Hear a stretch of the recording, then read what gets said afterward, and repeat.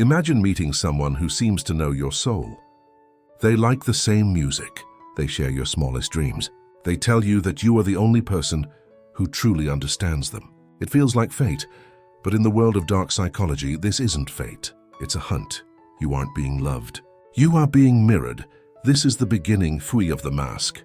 Most people use the terms psychopath and narcissist interchangeably, but they are not the same. They are different species of the same predator. The narcissist is driven by a fragile, empty ego. They need your admiration to survive. They are like a black hole, constantly pulling in validation just to feel real. The psychopath is different. They don't need your praise. They don't need your approval. They have no ego to bruise. They are driven by cold, calculated utility.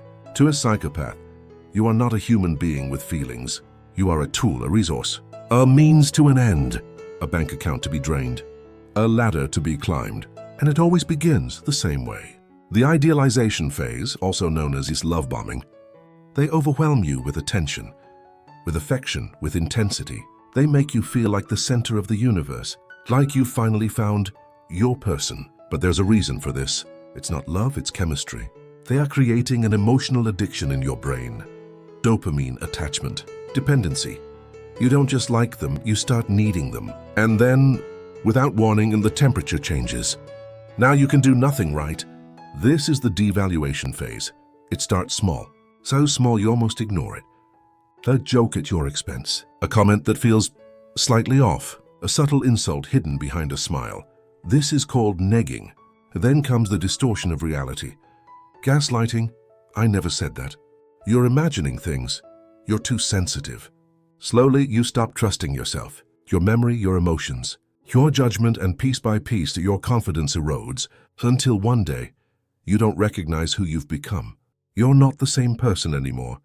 You're quieter, more anxious, more careful, walking on invisible eggshells, trying to avoid a reaction you no longer understand. And just when you are at your lowest, comes the final stage. The discard, no closure, no explanation, no accountability. They leave, as if you never existed, as if everything you experienced was nothing. And the most painful part, they move on fast to someone new, and they repeat the cycle perfectly. So why does this happen? Why can someone do this without guilt, without hesitation? Because they lack empathy. While your brain is wired to feel the pain of others, theirs is wired for control, for dominance, for advantage. They don't feel remorse, they don't feel guilt. They feel one thing, power. So how do you protect yourself from someone like this? You stop feeding them. There is a method called the gray rock. You become emotionally neutral, unresponsive, uninteresting. No reaction, no drama, no emotional fuel, because to a predator, emotion is currency. And when you stop paying, they lose interest. They don't stay where there is nothing to take.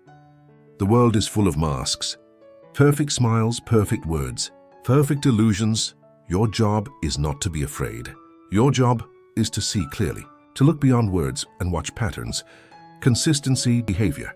Because the truth is, real love does not confuse you. It does not drain you. It does not make you question your worth. It gives peace, not chaos.